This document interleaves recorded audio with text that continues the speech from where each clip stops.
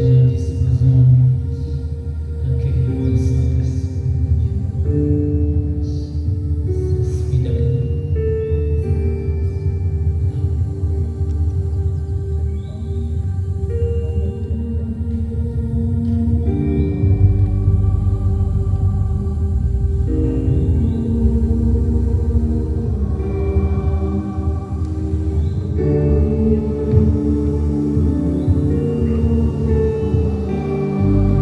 Dans notre cœur,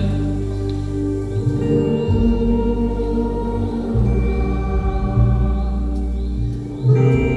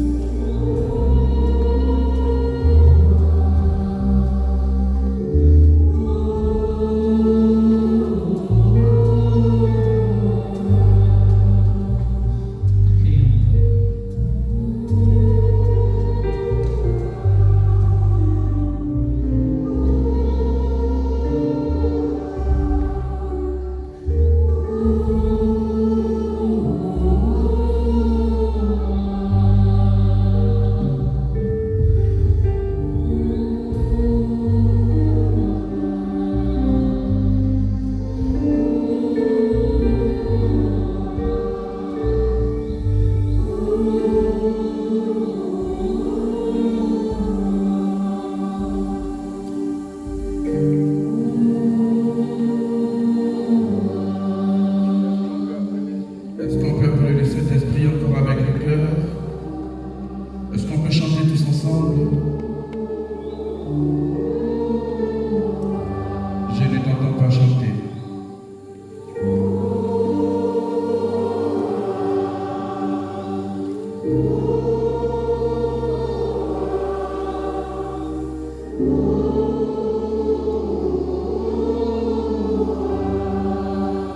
Une fois encore. Plus fort, tous, tous, tous. C'est l'Esprit Saint que tu appelles en ce moment. C'est le Paraclet que tu désires en ce moment. Dis-lui, viens, Esprit Saint. Roi, viens. Seigneur, nous sommes là. Nous sommes là, Seigneur. Plus fort, plus fort, plus fort, plus fort.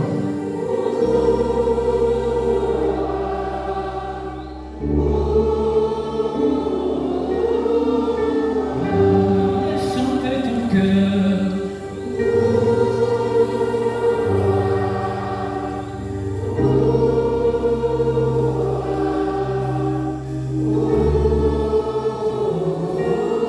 Je veux que ton voisin, ta voisine t'entende chanter, tous encore.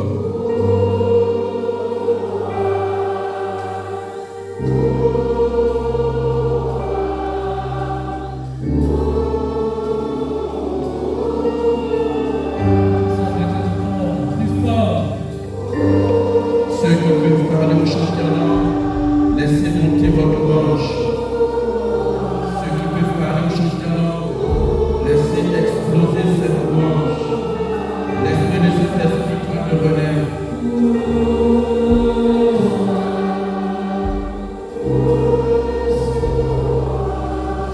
Que toute l'assemblée soit embrasée par cette présence. Tous encore. Si tu peux chanter en langue, si tu peux parler en langue, vas-y. Le temps est favorable. Vas-y. Le temps est favorable.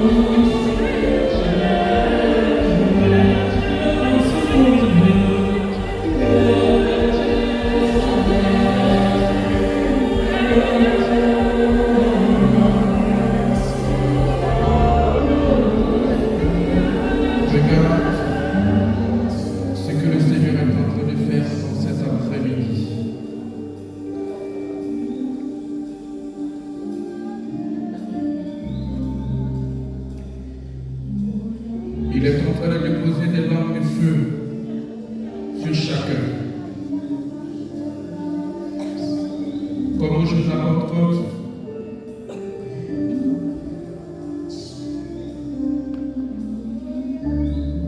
C'est fort ce qui se produit en ce moment. C'est puissant ce qui se passe en ce moment.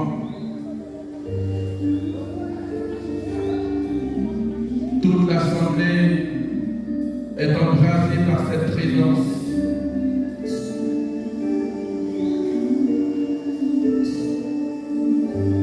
Soyez vigilants, se lève un peuple de prophètes. Des hommes et des femmes à qui pour la cause du Seigneur. Il est en train de déposer.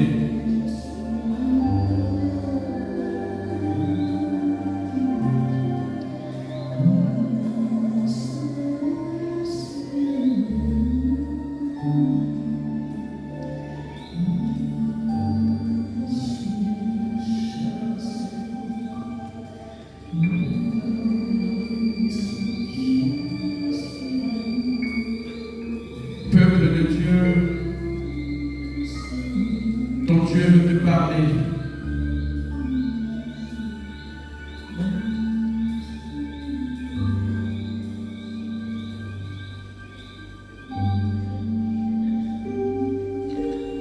Il est celui qui t'a choisi, qui t'a consacré.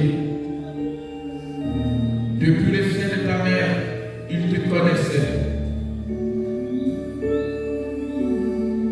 Rien de ta vie n'est caché devant lui. Il te connaît depuis ta petite enfance jusqu'à maintenant.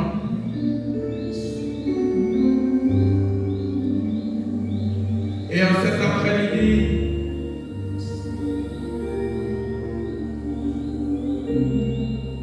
il te donne le revenu l'expérience de la Pentecôte. C'est un feu nouveau qui vient vers toi cet après-midi. J'ai dit, c'est un feu nouveau qui vient chez toi cet après-midi. Il te rejoint là où tu es assis, là où tu es arrêté. Tu as appelé la foi, tu as appelé l'Esprit Saint. Tu as appelé la force qui vient d'en haut.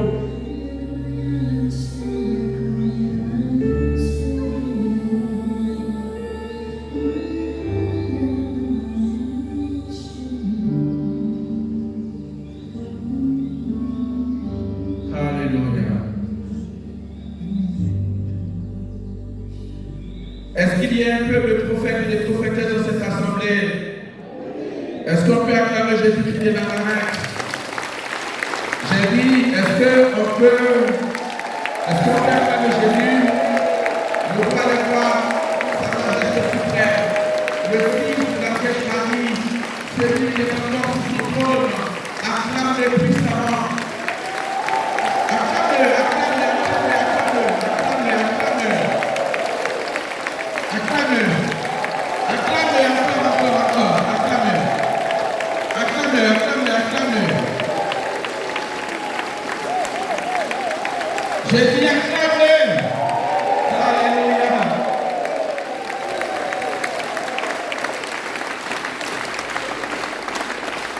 Père de joie, Père de joie, Père de joie.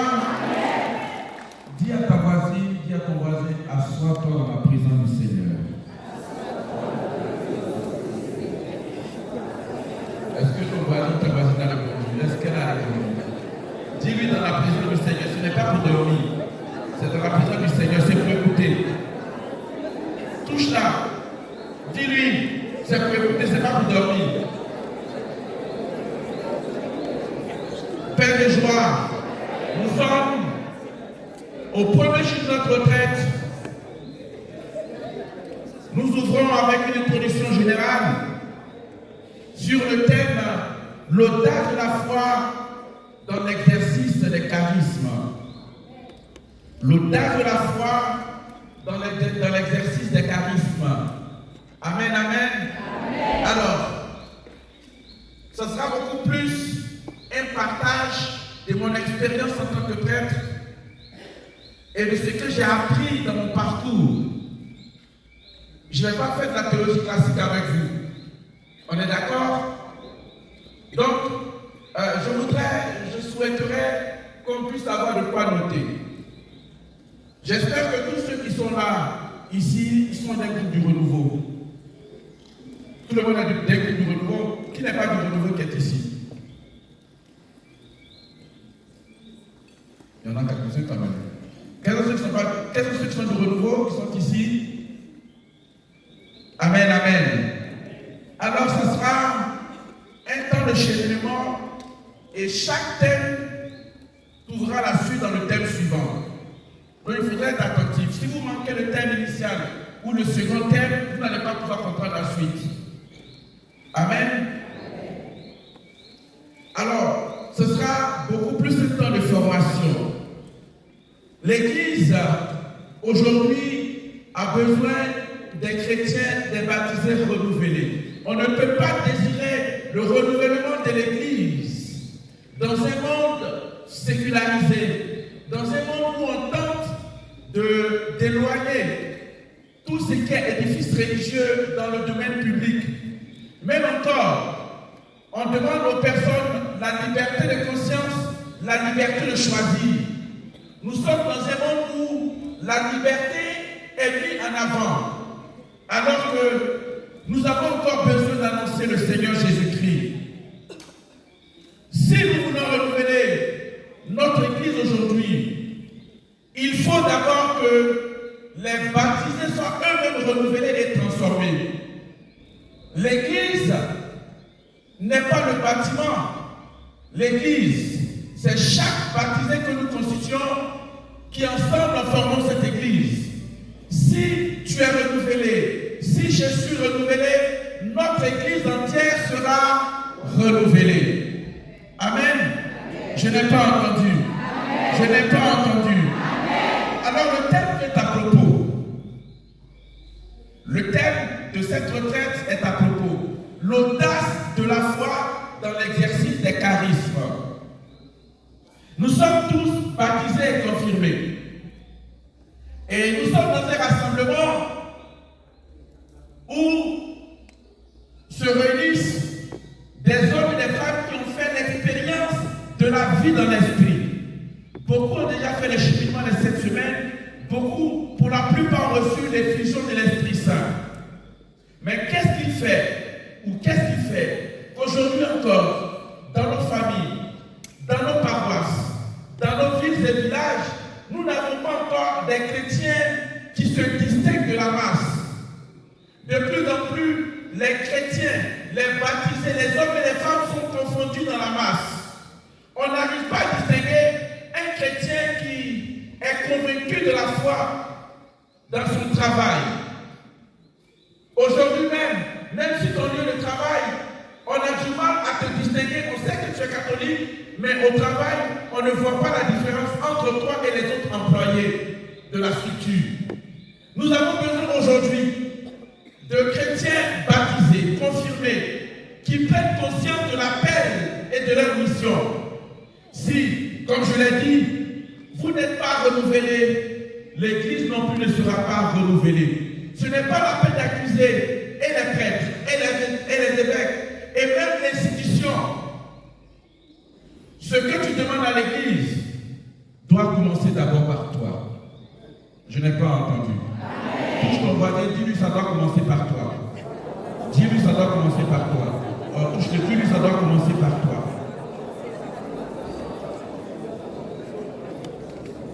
Deux thèmes importants que nous allons aborder tout au long de cette retraite. Ce n'est pas seulement une évangélisation publique ouverte, mais c'est une retraite. Il faut garder le caractère d'une retraite. Lorsqu'on parle de retraite, on se met à l'écart. C'est-à-dire qu'on se retire. Ce n'est pas seulement une retraite physique, c'est-à-dire ce n'est pas seulement parce que j'ai quitté la maison, mais la retraite doit se faire également de façon psychologique et morale. C'est-à-dire, quand j'ai quitté ma maison, je ne peux pas en même temps emporter avec moi ici tous les soucis de la maison. Si Dieu veut nous parler, il faut que nous soyons attentifs. Dieu disait au prophète Osée, Israël est mon épouse. Mais je veux parler à Israël, mais Israël n'écoute pas. Et il dit au prophète Osée, j'attirerai Israël au désert et je parlerai à son cœur. J'attirerai Israël au désert et je parlerai à son cœur. Vous voyez, dans l'expérience du désert, c'est dans l'expérience du désert qu'Israël a connu les plus grands miracles de Dieu. C'est en passant par le désert que Dieu s'est manifesté de manière extraordinaire. C'est-à-dire que lorsque vous faites l'expérience de la traversée du désert, c'est en ce moment que vous êtes disponible, vous êtes attentif à ce que Dieu veut vous révéler, à ce que Dieu veut vous dire. Dieu s'est communiqué tout au long du trajet du désert. Et la pédagogie que Dieu a initiée avec le peuple s'est faite au travers du désert. Dieu s'est révélé comme celui qui est le Dieu de l'Alliance à travers le désert. Amen. Amen. Est-ce qu'il y a quelqu'un qui va être baptisé et renouvelé ici pour son église? Il y en a? Il y en a? Je ne t'entends pas. Oui. Alors, on est d'accord, si on est d'accord, on va prendre note. On va trouver de quoi écrire pour ceux qui peuvent écrire, parce que je voudrais m'inscrire à la fois dans une dynamique d'exhortation et en même temps de formation. Il y a des choses que je vais vous dire, ça peut vous choquer, mais vous avez besoin d'entendre cela si vous voulez vraiment avancer dans le renouveau et si vous voulez grandir dans votre vie spirituelle. Je n'ai pas entendu amen. Ce que je vais vous dire, ça peut vous froisser, mais ce n'est pas grave. Il faut que vous puissiez l'entendre. Parce que pour grandir, parfois on a besoin de choc. Et puis à travers le choc, on va chercher à percer le mystère pour comprendre qu'est-ce que le Seigneur veut vraiment nous dire. Amen. Amen. Donc ce ne sera pas une prédication, Dieu va bénir, Dieu va guérir, Dieu va vous transformer, Dieu va vous sauver. Dis un voisin, je ne suis pas là pour ça. Dis-lui, le Père n'est pas là pour ça.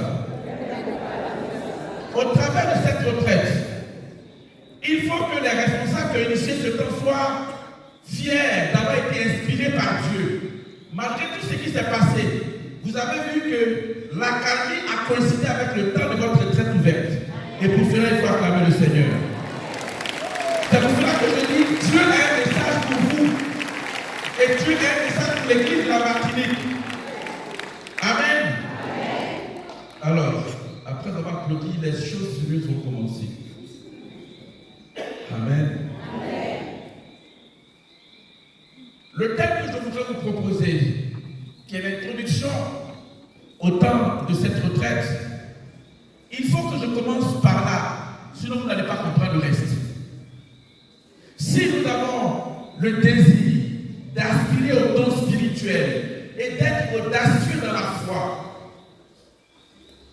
cette audace va impacter non seulement notre propre vie en tant que baptisé, mais cette audace va impacter nos familles. À travers nous, peut-être que dans nos familles, il y a des gens qui vont revoir la manière d'aimer Dieu. Et il y a des gens qui vont désirer marcher à la suite du Christ. Je n'ai pas entendu. Si tu n'es pas impacté, tu ne vas pas impacter. Si tu n'as pas l'onction de la grâce qui repose sur ta vie, tu ne peux pas influencer. C'est pour cela que ce que vous allez entendre maintenant est important pour la vie et pour la suite. Vous n'allez pas comprendre les charismes, l'exercice des charismes et le tas de la foi, si vous n'avez pas entendu ce que je vais vous dire maintenant. Le texte est tiré de 1 Thessaloniciens chapitre 7. À partir du verset 14 et suivant. Soyez toujours dans la joie. Priez sans cesse. Rendez grâce en toutes circonstances. Car, dis un voisin, car, c'est la volonté de Dieu à votre égard dans le Christ Jésus.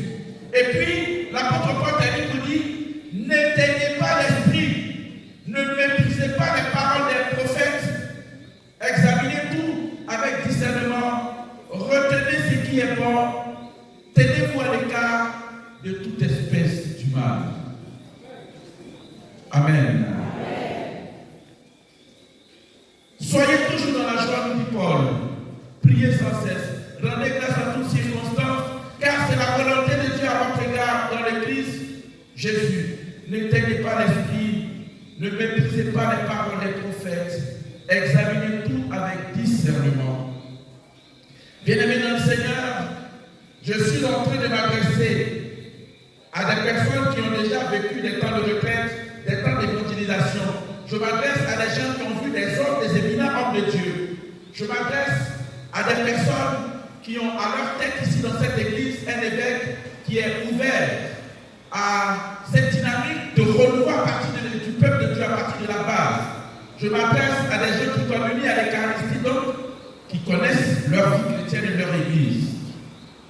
Or, frères bien-aimés dans le Seigneur, en Romains chapitre 12, verset 11, Romains va dire ceci: ayez du zèle et non pas la paresse. Soyez fervents d'esprit, servez le Seigneur. Ayez du zèle et non pas la paresse. Soyez fervents d'esprit, servez le Seigneur. Apocalypse chapitre 3, verset 15 nous dit ceci, et je lis: je connais tes œuvres. Je sais que tu n'es ni froid ni bouillant. Puisses-tu être froid ou bouillant. Apocalypse 3, verset 15. Je sais que je connais tes œuvres. Tu n'es ni chaud ni froid. La suite de ce passage interpelle. Jean dit: si tu n'es ni chaud ni froid, qu'est-ce qui va se produire?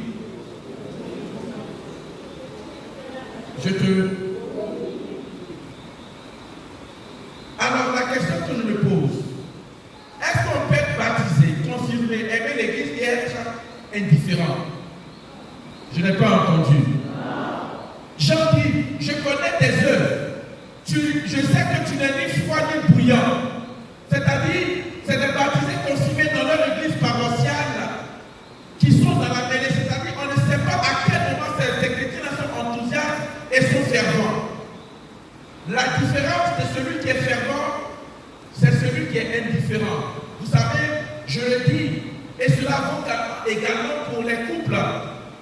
Si vous êtes dans une famille ou dans un couple et que vous faites l'expérience de l'indifférence, vous allez comprendre ce que ça signifie être indifférent. Celui qui est indifférent, c'est-à-dire il ne se laisse interpeller par rien. Vous ne savez pas à quel moment il est enthousiaste, il est content, il se réjouit. Vous ne savez pas à quel moment il se fâche. C'est-à-dire qu'il n'y a rien qui l'émeut, il n'y a rien qui l'éblouit, il n'y a rien qui l'enthousiasme. Si vous rencontrez un baptisé confirmé dans une paroisse qui ne se plaît pas de la vie de l'Église, qui ne se plaît pas de l'entrée spirituelle, qui ne se plaît pas de l'Eucharistie, il faut se poser une question. Apocalypse 3, verset 15 dit: je connais tes œuvres. Tu n'es ni chaud ni froid. Vous êtes dans un couple et puis vous êtes avec votre mari ou votre épouse. Ni chaud ni froid. Dis-moi la même fois. Vous voyez, on est en train de monter. Nous sommes en train de monter. Je fais des comparaisons pour que vous compreniez que ce qui affecte votre vie personnelle peut affecter votre foi. Ce qui refroidit la vie de votre couple, ça peut affecter votre foi chrétienne. Si vous êtes dans un couple, vous êtes dans un foyer, excusez-moi pour la digression, mais si vous ne ressentez pas la chaleur de l'amour, la ferveur de l'amour, qu'est-ce qui va se produire? Ça va se refroidir, ça va se tiédir. Et si l'amour se tiédit, ça se refroidit, ce qui a été à l'origine de ce qui vous a attiré va vous amener à rester indifférent. C'est-à-dire la belle coiffure, les beaux vêtements, les projets qui nous attiraient ne vont plus être sujets de discussion ou de joie. Beaucoup de couples, beaucoup de familles qui sont en crise en ce moment sont des familles qui font l'expérience de l'indifférence ou de la froideur dans les sentiments que l'un éprouve pour l'autre. Pour cela, je voudrais vous dire, si nous ne sortons pas de la routine, c'est lorsque nous sommes habitués à faire la même chose. À force de faire la même chose, on ne sent plus la différence de ce que nous faisons. Je vous jure que celui qui vient à la messe par routine, par habitude, il ne va pas goûter la saveur de l'Eucharistie.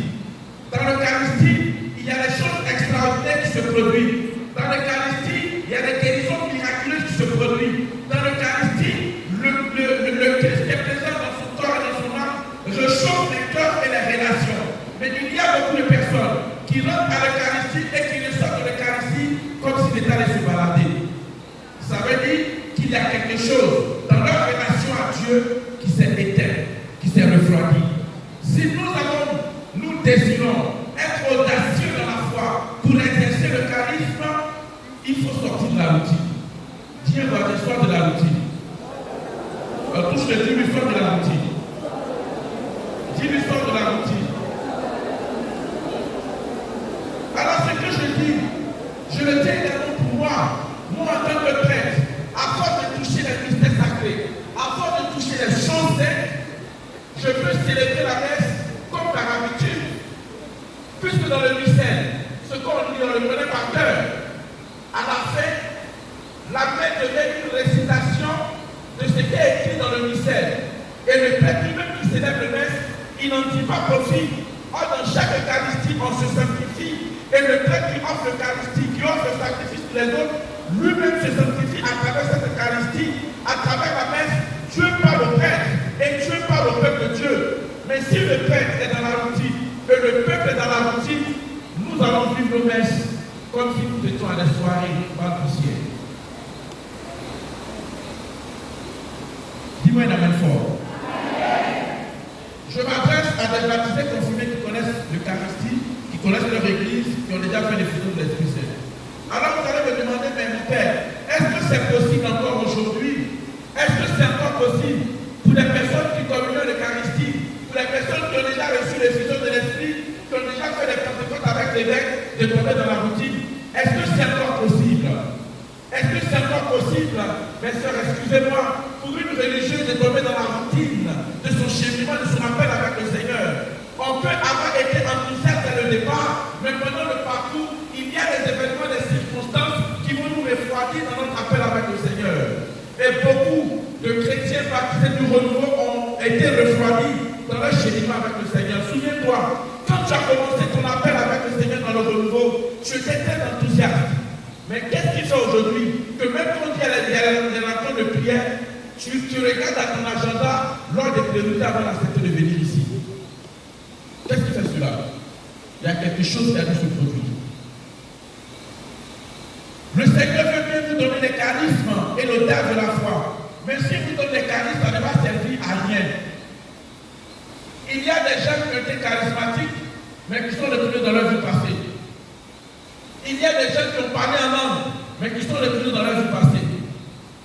Il y a des gens qui ont approché les saints mystères de l'Église, mais qui sont retournés dans leur vie passée. Il y a des gens qui ont fait une expérience mystique de la vie de Dieu, mais qui, à cause d'une situation de leur vie, ont commencé à mettre en doute ce qu'ils avaient entendu de la part de Dieu. Vous savez, il y a des événements dans ta vie qui vont créer une crise et ton appel. Tu vas remettre en doute cet appel et tu vas te demander, mais est-ce que moi-même c'est le Seigneur qui m'a appelé?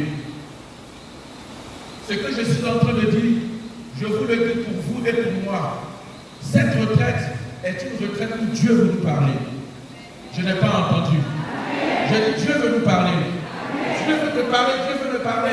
Je veux renouveler mon ministère en tant que prêtre. Dieu veut renouveler mon engagement en tant que baptisé confirmé. Dieu veut renouveler ton engagement en tant que baptisé confirmé. Et une personne que l'Église ici en Martinique a mandaté pour accompagner les autres. Nous avons besoin de personnes, des leaders. Mais pour avoir des leaders, il faut des personnes qui prennent conscience de leur appel. Si tu ne sais pas pourquoi est-ce que tu as appelé et où est-ce que le Seigneur t'amène, tu ne peux pas accompagner les autres. Oh, bien-aimé, je n'ai pas entendu. On n'a pas assez de temps. C'est l'introduction. Demain, on va poursuivre. Alors, j'ai encore 15 minutes et puis on va arrêter. Nous sommes à l'introduction. Bien-aimé dans le Seigneur. Vous savez ce que je suis en train de dire là? Excusez-moi, je vais toucher des thèmes, je vais toucher des situations. Si ça vous chante, ce serait bien. Ce serait bien, ça vous interpeller. Amen. Amen.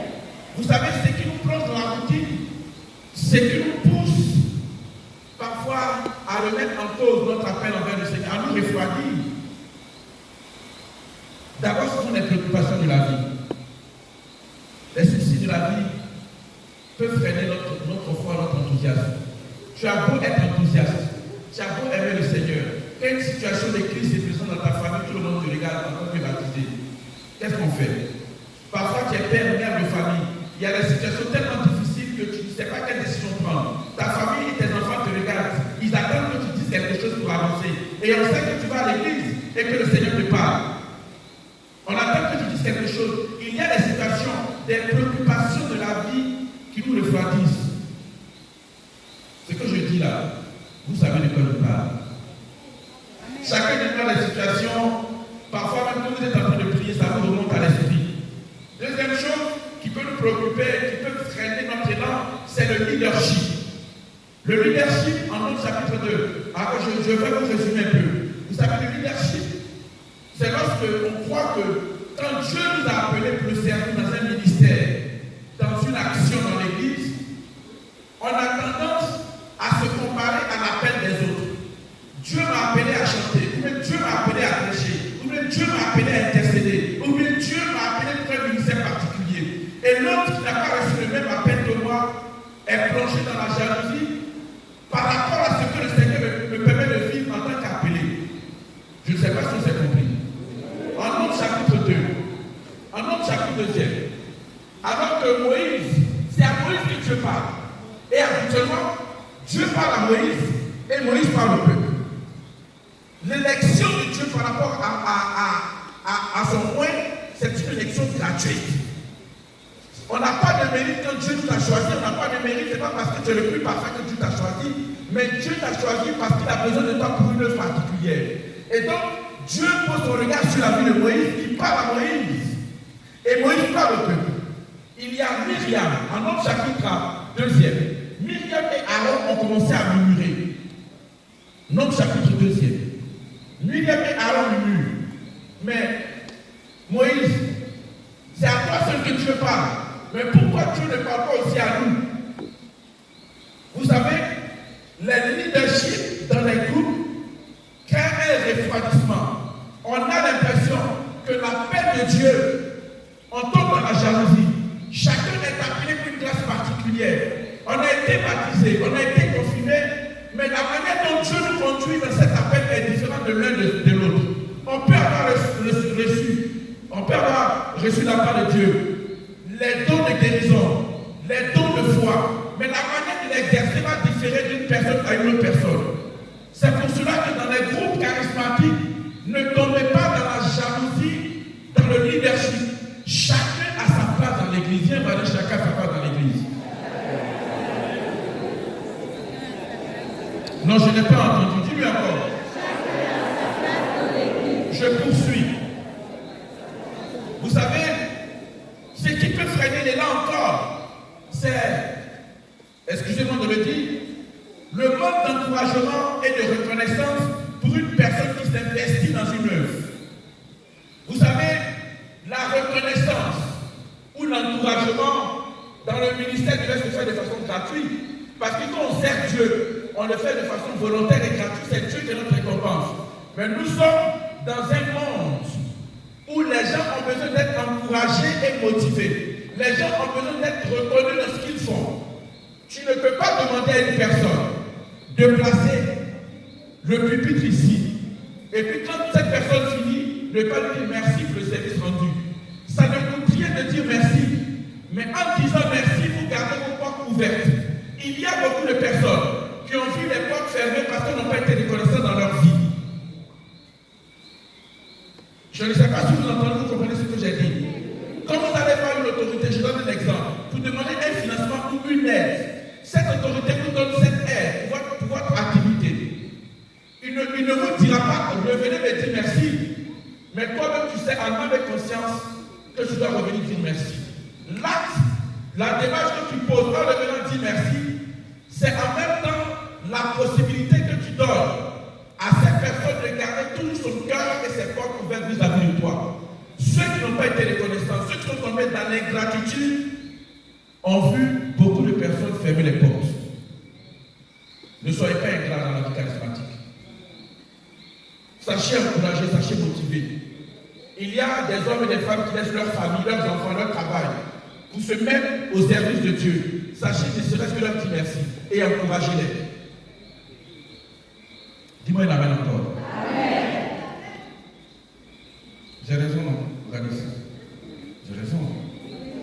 faut savoir motiver. Je vous donne un exemple. Désolé pour ceux qui nous suivent sur la caméra. Il y a un jeune prêtre qui est allé dire la messe à Moto, en Côte d'Ivoire. En revenant, il a moto, il pleut fortement. Il arrive après la pastorale, il garde la moto, il passe. Il y a un père qui est là au salon, il passe, il salue. Et puis, les personnes sont indifférentes du fait qu'il soit rentré sous la pluie à moto de la pastorale. Quand il est rentré, le jeune prêtre n'a pas compris l'attitude des autres. Le prêtre m'en a parlé et je lui ai dit peut-être que c'est par habitude de savoir que tu fais la pastorale à moto et ce jour-là, ils n'ont pas fait attention qu'il pleuvait et que la pluie t'a mouillé. Mais on peut dire que c'est son rôle d'être pasteur et de faire son rôle, son devoir. Mais ne serait-ce que dire merci mon père, beaucoup de courage. Tu as fait la pastorale, il a plu sur toi, mais c'est le Seigneur que tu l'as fait. Ça ne coûte rien, mais ça motive la personne à demeurer et à continuer sa vie avec le Seigneur. Je n'ai pas entendu. Je n'ai pas entendu. Je n'ai pas entendu. Je vous dis en même temps, dans vos familles, dans vos couples, sachez dire merci. Merci à votre épouse qui a préparé, qui nous a donné à manger. Épouse, merci. Même s'il arrive le jour où ça a manqué, ça a raté, le sel a trop dépassé, ne vous plaignez pas, dites plus merci. Ah, j'ai vu, c'est Amen. Je pousse encore, je pousse. Ce qui peut nous refroidir, bien aimé, on peut avoir les charismes, je vous assure ce que je dis là. Il y a des gens qui ont les dons enfouis, c'est-à-dire que la grâce est en vous. Le Seigneur vous l'accorde, mais ça ne peut pas exploser. Il y a ce qu'on appelle les entraves. Quand on ramène ça dans son ouvrage, La somme ivresse de l'esprit, il parle des entraves. Les entraves, c'est-à-dire que ce sont des empêchements qui ne favorisent pas l'éclosion des grâces qui ont été déposées en vous. C'est pour cela que théologiquement, on peut admettre le baptême dans l'Esprit Saint. Parce qu'on pourrait dire, pourquoi est-ce qu'on a reçu la confirmation et puis vous faites encore le baptême dans l'Esprit Saint? Est-ce que c'est un nouveau l'Esprit Saint? Est-ce que c'est un autre baptême? Quand on avait ça dit non, ce n'est pas une autre confirmation, ce n'est pas un autre Esprit Saint, mais dans la prière de l'effusion de l'Esprit qu'on impose les mains au candidat, on prie pour que l'entrave, l'empêchement qui fait que la grâce ne sort pas, puisse s'ouvrir. C'est pour cela, théologiquement, on peut justifier le baptême dans l'Esprit Saint. Ce n'est pas une confirmation, ce n'est pas comme les évangéliques qui prennent le baptême dans l'Esprit Saint comme leur confirmation. Chez nous, non. Chez nous, la seule confirmation est faite par l'évêque et son délégué, par l'imposition des mains et l'onction du Saint-Clerc.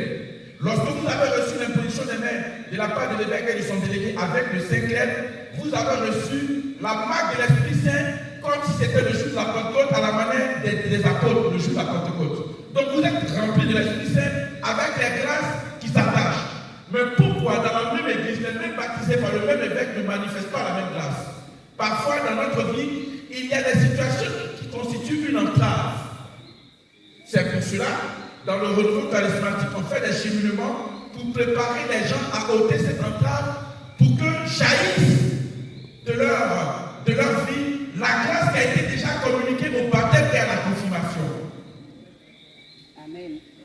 Amen. Amen. Amen. Je peux avancer? Je peux continuer?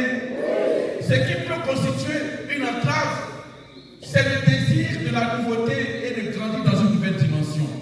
Tout à l'heure, j'ai parlé de la routine. Vous savez, lorsque nous sommes dans une assemblée de prière,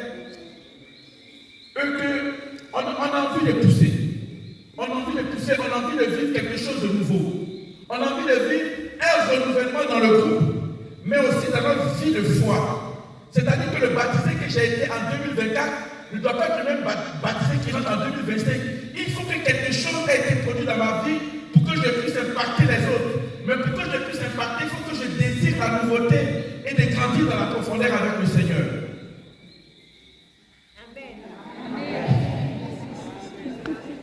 Amen. La retraite a commencé comme ça.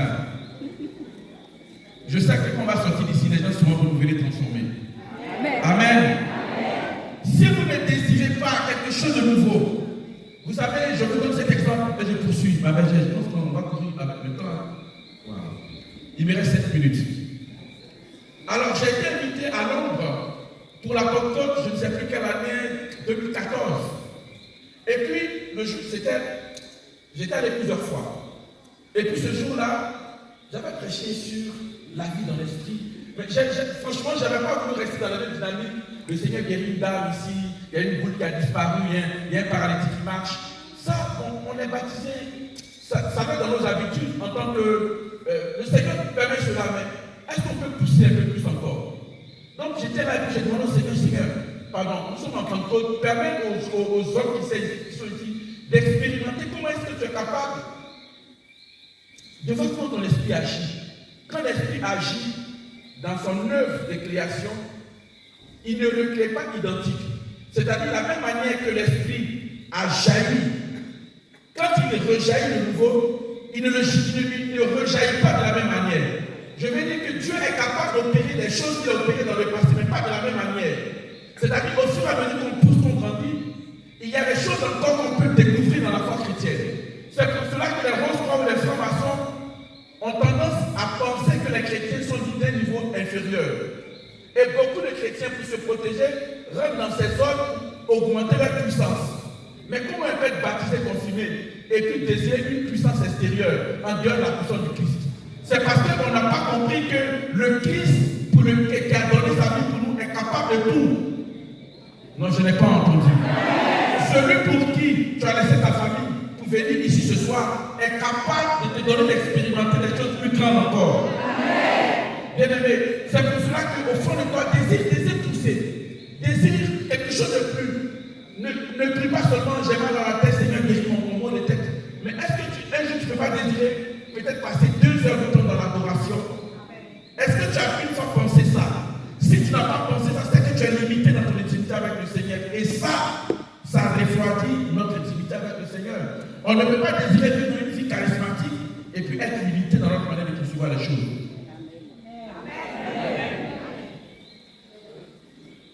Je poursuis. J'espère que je vais atteindre les 7 minutes. Et je termine par le dernier point. L'infécondité d'un ministère. Vous êtes dans un groupe de prière. Vous priez en famille et puis il n'y a pas de signe. Ce que je dis, c'est la vérité. Les gens ne croient que ce qu'ils voient. Amen. Amen. Il y a certains chrétiens qui ont grandi dans leur intimité, qui ont duré dans leur foi. Il y a des choses qui peuvent passer dans votre vie. Vous êtes avec le Seigneur sans souci. Vous pouvez avoir des situations de crise de famille, c'est pas un problème. Vous avez tellement duré dans la foi que bon, le Seigneur gère. Mais il y a des gens autour de vous qui veulent voir comment est-ce que ton Dieu dont tu parles a agi. Donc si ces personnes arrivent nouvellement dans un groupe de prière, elles n'attendent pas d'abord un approfondissement de la foi. Lorsqu'une personne entend la parole de Dieu, elle est touchée, elle veut suivre le Christ. La première des choses qu'elle demande, elle va demander des choses au Seigneur pour sa famille. J'ai laissé le fétichisme, j'ai laissé la rose pour la femme en sonnerie, j'ai laissé la sorcellerie. Quand je viens au Seigneur, qu'est-ce qui m'apporte? Ne jugeons pas ces personnes qui, au départ de leur foi, demandent des choses à Dieu. Elles n'ont pas la même manière de compréhension de la foi avec nous. Nous, on a eu du temps, on a progressé, on a été formés, on a été éduqués. Mais les nouveaux convertis demandent au Seigneur les signes. Et dans les assemblées de prière, priez toujours. Avant les gens de rencontre, la prière pour demander au Seigneur des signes. C'est pour cela que dans votre groupe de prière, ne soyez pas avares en témoignage. Il y a des gens, le Seigneur a fait des choses dans leur vie, mais elles attendent que ces choses-là soient éclatantes ou extraordinaires pour témoigner. Par la prière d'un pauvre frère, d'une pauvre sœur, par un Je vous salue Marie, il y a quelque chose qui s'est déployé dans ta vie, mais tu veux attendre quelque chose d'extraordinaire, un paralytique marcher avant de témoigner. Si vous êtes avare en témoignage, vos groupes de prière seront plus fréquentables.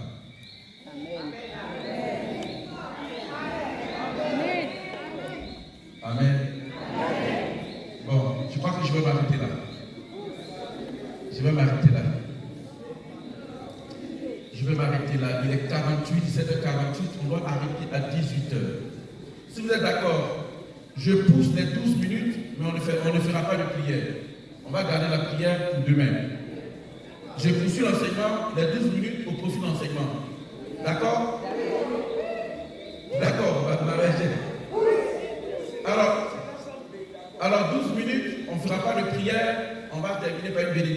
qu'on puisse méditer et revenir demain.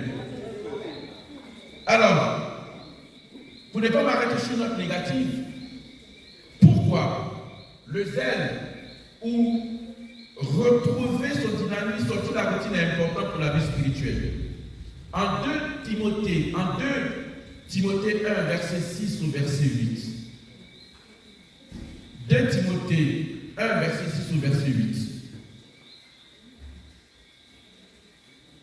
2 Timothée 1, verset 6 au verset 8. Et je lis. C'est pourquoi je te rappelle d'avoir à raviver le don de Dieu qui est en toi depuis que je t'ai imposé les mains. Car ce n'est pas un esprit de peur que Dieu nous a donné, mais un esprit de force, d'amour et de maîtrise de soi.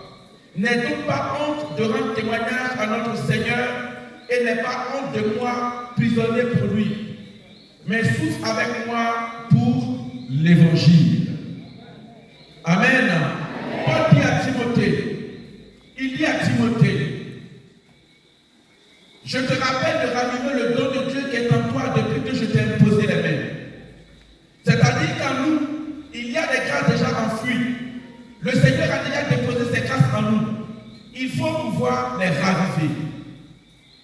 Ce qui est important, et pourquoi nous avons besoin de raviver le zèle en nous, cela aiguise notre intimité avec le Seigneur. Celui qui est dans le zèle avec le Seigneur, dans la vie spirituelle avec le Seigneur, désire toujours être en sa présence. Ceux qui ont l'habitude d'aller à la messe, le jour où vous n'allez pas à la messe, vous sentez qu'il y a quelque chose qui vous manque. En tout cas, pour ceux qui en ont l'habitude, même si un événement surgit, que c'est des questions de famille que vous n'allez pas, vous avez l'impression que quelque chose vous a été arraché. C'est vrai, non? Oui. C'est pour cela, pour pouvoir sortir de la routine, il faut aiguiser son appétit, c'est-à-dire que le désir d'être en présence de Dieu. Il faut que cela grandisse. Celui qui n'a pas l'habitude de se confesser, je vous assure, quand il va retourner à la confession, il ne saura pas par quoi commencer. Parce qu'il y a longtemps, ça fait 15 ans, 20 ans. Donc même quand tu dis bénissez-moi mon Père parce que j'ai péché, il te donne une parole d'accueil et puis il dit tu peux parler mon enfant. La personne va chercher les mots. Parce qu'à vrai dire, il y a longtemps qu'elle ne s'est pas confessée. Lorsque vous perdez l'habitude de la confession, en même temps vous perdez le sens du péché. C'est-à-dire que vous ne faites plus la distinction entre ce qui est vraiment péché et puis ce qui n'est pas péché. Comme mon père, moi-même, je l'ai bien fait. Bon, ici à la maison, je ne sors pas, je regarde la télé. Ce sont les enfants là-même qui me fatiguent. Bon, quand on a fini de citer ça, à vrai dire, on pense qu'on n'a pas vraiment péché. La plupart de ce genre de personnes ont perdu leur habitude, leur intimité avec le Seigneur dans la confession. Deuxième chose, c'est pourquoi il faut le zèle. Le zèle motive en nous l'action et les décisions. Lorsque vous avez un zèle pour Dieu, on n'a pas besoin de vous convaincre de faire quelque chose.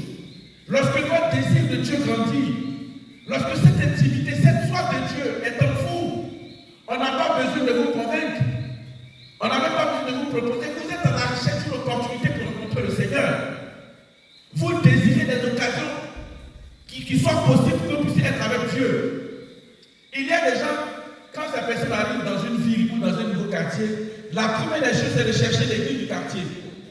Où se trouve la paroisse? C'est ça, non? Où se trouve la paroisse? Amen, je pousse. Troisième chose qui nous donne l'importance de retrouver le zèle.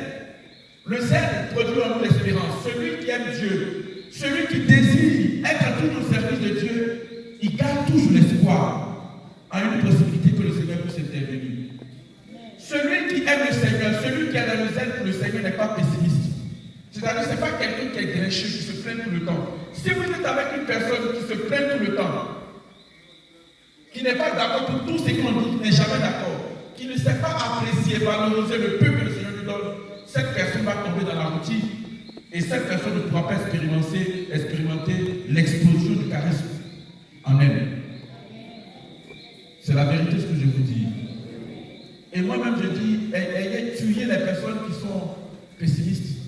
Parce qu'elles contaminent par leur mauvaise humeur. C'est-à-dire que les personnes qui ne sourient jamais, qui ne rient pas, qui ont toujours des mauvaises nouvelles à vous annoncer. C'est-à-dire que quand ils vous appellent, ce n'est pas des bonnes nouvelles. Il n'y a pas de joie en être à leur présence. Ou bien, quand elles vous visitent, quand elles s'en vont, vous êtes vous pensez soit peut-être aux événements tragiques, mais il faut pouvoir aussi apporter de l'espoir. La foi chrétienne, la vie dans l'esprit, vise à apporter la joie et un mieux-être aux autres. Même si ça ne va pas chez toi, qu'une autre personne te rencontre, communique à la personne la joie de vivre et la joie d'être baptisé. Je n'ai pas entendu. J'ai dit, même si ça ne va pas chez toi, que les gens soient heureux d'être en ta personne et en ta compagnie. Troisième point. Comment protéger et garder son ardeur? Il faut avoir une discipline spirituelle. Celui ou celle qui n'est pas discipliné ne peut pas garder sa ferveur spirituelle. Quand je parle de discipline, c'est la capacité de s'organiser pour le Seigneur. De la même manière, vous avez votre emploi de temps pour l'école, pour le travail, pour la visite de famille. Il faut avoir une organisation pour votre vie spirituelle. En Marc, le chapitre 1er, verset 35, Marc nous dit que Jésus se levait à l'aube, dans un endroit à l'écart, dans le désert pour prier. Jésus se levait très tôt le matin, dans un endroit à l'écart. Regardez tout cet effort. Jésus n'a pas besoin de prier. Mais en le faisant, il enseigne à ses disciples comment maintenir une vie spirituelle. Si vous n'avez pas de discipline, vous serez de ces chrétiens qui ont leur chapelet en main. Et le chapelet devient comme un somnifère. C'est-à-dire que les gens, là, quand ils ont leur chapelet, c'est je vous salue Marie qui donne. Matin, vous vous levez, vous êtes à la deuxième dizaine. C'est ça, non? Qui n'a jamais expérimenté ça? Je vous salue Marie et puis tu dors. Ça veut dire que c'est des personnes qui n'ont pas une organisation nette de leur vie spirituelle. Parce que tu sais que depuis le matin jusqu'en revenant du travail, il y a des occupations. Tu rentres du travail fatigué, il y a le repas à faire, il y a toutes sortes de choses à faire. Comment est-ce que tu t'organises pour laisser la place à Dieu? Si vous n'avez pas un minimum d'organisation, même si vous avez les canaux de guérison, vous n'allez pas pouvoir l'exercer. Même si vous avez le don de miracle, vous n'allez pas pouvoir l'exercer parce que vous n'êtes pas organisé. Vous ne pouvez pas vivre, demander au Seigneur de vivre dans une dynamique charismatique si vous n'avez pas un minimum d'organisation. C'est impossible. Parce que pour se lever, faire la messe de 6 heures. Pour être à la messe de 6 heures à l'heure, il faut avoir fait des sacrifices depuis le matin. Tout est une question d'organisation. Mettez de la discipline. C'est pour cela que moi j'ai coutume de dire, faites-vous un emploi du temps du lundi au dimanche. Trouvez des heures, des moments, en tout cas trouvez un espace pour le Seigneur. Débrouillez-vous. Trouvez un espace pour le Seigneur en dehors de la messe. La messe est un programme imposé par la paroisse, mais vous-même, dans votre vie d'intimité personnelle. Quand je vais arriver demain sur les charismes, vous allez voir que d'un charisme à un autre, la vie spirituelle diffère. Celui qui est dans un accompagnement, dans un ministère de délivrance, n'a pas la même vie de prière ou la même vie spirituelle que celui qui est un chrétien baptisé, peut-être qui est au service de l'accueil ou bien, je ne sais pas, de l'organisation. Celui qui fait la délivrance est au contact des démons. Quand tu chasses un démon, il faut être sûr que toi-même les portes de ta vie soient fermées. Je n'ai pas entendu. Je n'ai pas entendu. Je n'ai pas entendu. Il faut une discipline spirituelle. Deuxièmement, il faut l'intégrité. 3 minutes encore. Il faut l'intégrité. L'intégrité, une personne intègre, c'est une personne qui est vraie, que ce soit en public ou en privé. Une personne qui ne change pas sa manière d'être, que ce soit en public ou en privé. Quand cette personne dit qu'elle est pour le Christ, que ce soit au travail ou que ce soit dans sa chambre, sa manière d'aimer le Christ n'a pas changé. Amen. Une personne intègre, c'est une personne sur laquelle on peut compter. C'est une personne qui ne dit pas oui aujourd'hui pour dire non demain. Une personne intègre, c'est une personne, j'allais dire, sur qui Dieu peut compter, même si ça ne va pas. C'est une personne qui ne peut pas abandonner Dieu. Pendant que les gens vous poussent à maudire Dieu, vous êtes fidèles parce que vous savez que le temps de Dieu n'est pas le temps des hommes. Je n'ai pas entendu. Il faut une intégrité si vous n'êtes pas intègre. J'ai parlé de discipline, l'intégrité. L'intégrité, c'est ce que tu veux quand il n'y a personne. Quand ton mari n'est pas là, quand ta femme n'est pas là, quand les enfants ne sont pas là, la manière dont tu es là. Il faut être la même personne en public. Amen. Ou bien, ce que j'ai dit, ce n'est pas juste. C'est juste. On ne peut pas grandir dans une vie charismatique. Aujourd'hui, on est d'accord pour la vie de prière, demain on n'est pas d'accord. Aujourd'hui, on vient au groupe de prière, demain on ne vient pas au groupe de prière. Il faut être personne intègre. On ne vient pas au groupe de prière par saison, par nécessité ou par besoin. Ou bien, il y a des gens qui viennent dans les groupes de prière en cas d'urgence. Dis à ton voisin, ce n'est pas de moi il s'agit. Dis à ton voisin, ce n'est pas de moi il s'agit.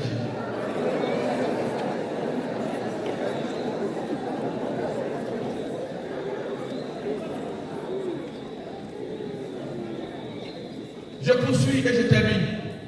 Il faut apprendre à s'entourer des personnes qui vous motivent. Ayez des gens qui vous motivent, des gens qui partagent la prière, par exemple. Ça peut même pas être le groupe de prière. Une sœur pouvait décider, par exemple, de faire le chapelet ensemble à 1 heure. Ah, ma soeur, on va faire le chapelet maintenant à 18h30. Donc, on se met d'accord à 18h30, on fait le chapelet ensemble. Ou on fait le chapelet par chaîne, on est 5. Chacun va faire une dizaine dans la journée. Donc, on sent qu'on se met ensemble, on sait qu'on a fait le chapelet ensemble. Il faut s'entourer des personnes qui vous motivent. N'ayez pas une dynamique de vie renouvelée, une dynamique de vie charismatique, si vous n'avez pas des personnes qui vous motivent.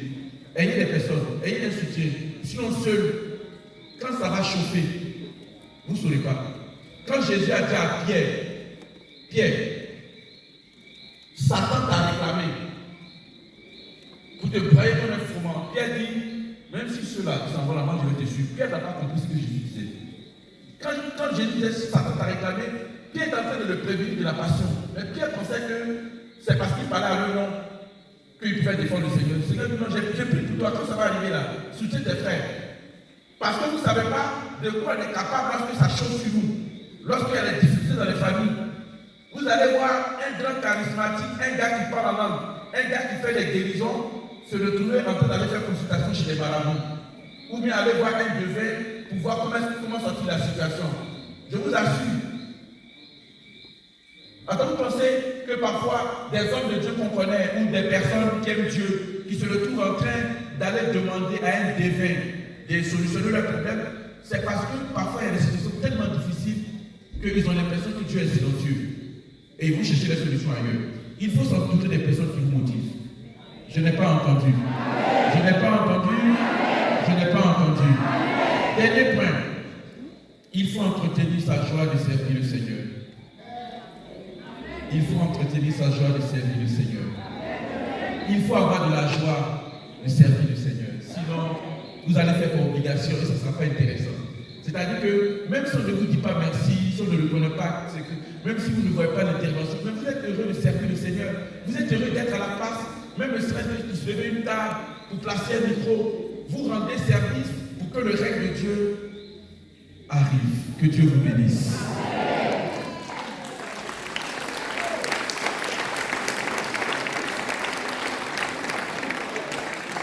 Est-ce qu'on peut acclamer encore le Seigneur? Qui s'est senti béni pour ce premier jour? Qui s'est senti béni? Demain vous serez là encore plus nombreux. Demain on va pousser encore. Alors je vous donne le topo. La Belgique va prendre le micro tout à l'heure pour donner la suite des informations. Je vous donne le topo. Demain, nous allons aborder 2 sujets.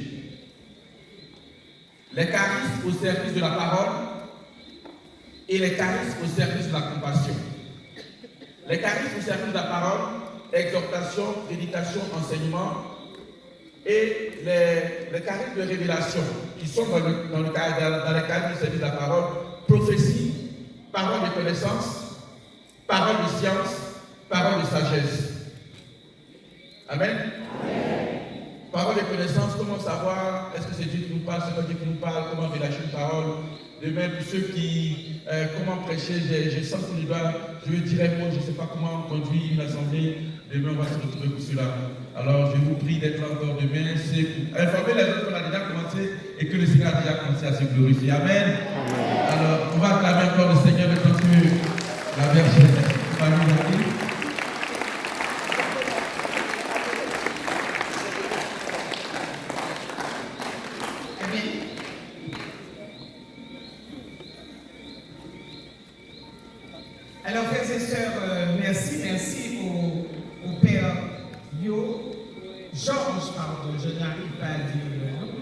Yoboué. Alors merci au Père Yoboué, au Père Georges.